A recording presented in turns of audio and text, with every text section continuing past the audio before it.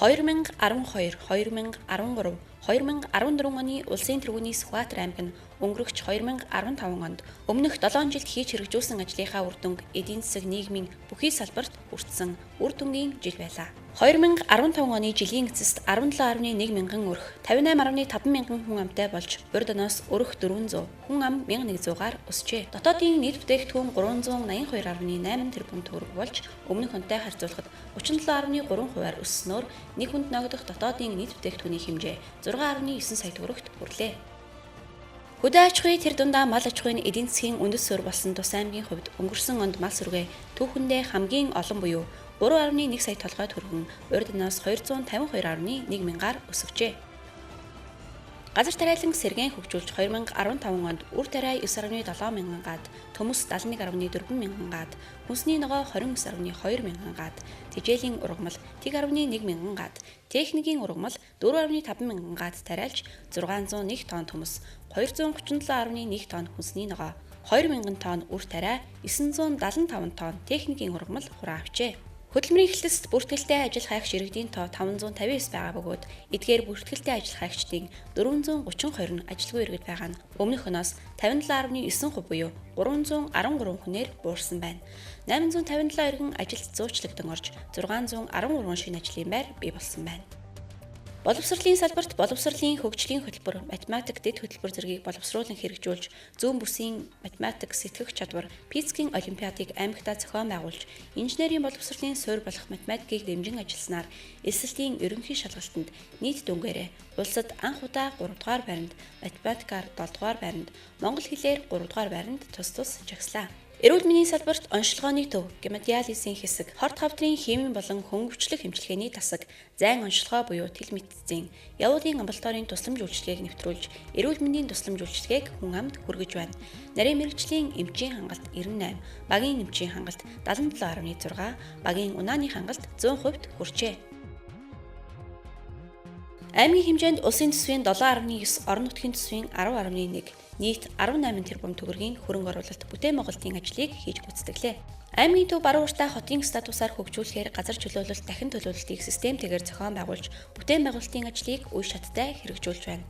Аймгийн төвийн 7 уулзварын өргөтгөл хуучин бетонын хүчилттэй нийт 5.1 км автозамыг асфальтын хүчилтаар шинжлэх ажилд 2 тэрбум төгрөг зарцуулж, замын тэмдэг тэмдэглэгээ, уулзвар, гарц, явган зам, гэрэл төлхийг иж бүрнээр нь гүйцэтгэлээ. 5 дугаар тойргийн зам дагуу 10 км хамгаалалтын хашлага 1 тэрбум төгрөгөөр хийсэн бөгөөд энэ нь баруун урт хот цаашид ногоо модоор хүрээлэгдсэн, цэвэрхэн, орчин үеийн эко хот болон хөгжөхөд олон талын ач холбогдолтой ажил болсон юм а. Аймгийн хэмжээнд 2015 онд 311 айлын орон сууц ашиглалтанд орсны 232 буюу 75% нь аймгийн төвд, 79 буюу 25% нь хөдөөд байна. Аймгийн төв баруун урт сүмийн нийт өрхийн 33% нь орон сууцнд амьдарч байгаа нь улсад дээгүүр орох үзүүлэлт юм а. Тайланд донд баруун урт сүмийн 10 дугаар цэцэрлэг эрүүл мэндийн газрын барилга, Асгат сүмийн сургууль, цэцэрлэг зэрэг бүтээн байгуулалтыг ашиглалтад оруулсан бөгөөд олон улсын стандартад нийцсэн 1.2 тэрбум төгрөгийн хөрөнгө оруулалт бүхий хөл бөмбөгийн талбай, 3.9 тэрбум төгрөгийн хөрөнгө оруулалттай усан бассейны ажлын явц 80% гүйцэтгэлтэй байна. Аймгийн засаг даргын 2015 оны А226 тоо зөвхөмжээр спортын 8 төрлөөр өсвөрийн шигшээ баг байгуулан бэлтгэл сургуульд хийснээр спортын амжилт дээшилж, улсын аврах шалгаруулах тэмцээн болон бусад тэмцээн уралдаанаас авсан медалийн тоо харьцангуй ахиж байна. ТИВ Дэлхий олон улсын тэмцээн уралдаанд амжилт үзүүлсэн баг тамирчдыг дэмжин аймгийн засаг даргын нөөц сангаас 2015 онд 25 сая төгрөгийн мөнгө дэмжлэг үзүүлсэн байна. Эдийн засгийн үндэс суурь болсон мал аж ахуйг дэмжих зорилтын хүрээнд Баян Лилэгрийн улаан өмгийн ямааг үйлдвэр болгох ажил хийгдлээ. Сүхбаатар хөгжил зах зээлийн удирдлагыг жил бүр зохион байгуулж байгаа бөгөөд 2015 онд 12 сумын 120 гаруй жижиг дунд үйлдвэрлэл эрхлэгчид оролцож 50 гаруй сая төгрөгийн борлуулалт хийжээ.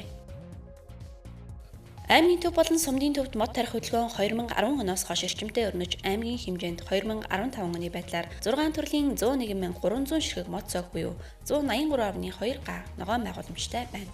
2015 онд 27 мянган мод цог тарьж 12 мянган м² газрыг зүлэгжүүлж ногоон байгууламжийн талбай өмнөх оноос 45.7 гагаар нэмэгдсэн байна.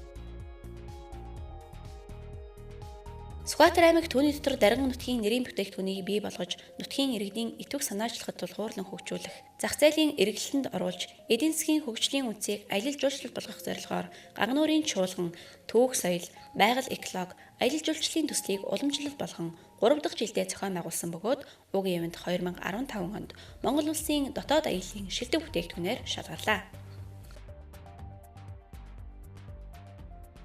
2015 онд түүх соёлын үл хөдлөх хөшөө дурсгалын улсын тооллогыг зохион байгууллаа. 2008 онд 609 дурсгал тоологдсон бол 2015 онд 1401 ширхэг түүх соёлын дурсгал зүйлийг тоолж бүртгэн баримтжуулахад аймгийн засаг даргын нөөц зангаас 7 сая төгрөгийн хөрөнгө зарцуулжээ. Гадаад харилцаа хамтын ажиллагааны хүрээнд Эрдэнэ цагаан сумын төвд 1915 м квадрат талбайтай 80 ортой зочид буудлын барилгыг 1.5 тэрбум төгрөгөөр барьж байна. Бүх сумын дахин төлөвлөлтийн зураг зэслийг шинээр хийлгэн 7 сум төвлөрсөн дулаан хангамжид холбогдсон автуулан явган зам, ногоон байгууламж цэцэрлэгт хүрээлэн тоглоомын талбай байгуулан 1.4 кВт агаарын цахилгаан дамжуулах шугамын шинжилэл зэргийг хийж гүйцэтгэлээ. Энэ бүх ажлын үр дүнд аймгийн хүн амын дундаж наслалт 7178-д хүрч цэвэр өсөлт 1069, хүний хөгжлийн индекс 1697 олжээ. Дотоодын нийт бүтээгдэхүүн 382.8 тэрбум төгрөг, нэг хүнд ногдох дотоодын нийт бүтээгдэхүүн 6.1 сая төгрөг. Иргэдийн хадгаламж 30,834.5 тэрбум болж, хөдөлмөр эрхлэлтийн түвшин 89.2, ажилгүйдлийн түвшин 10.8% болж, мал сүргийн тоо толгой 3.1 сая болж өслөө.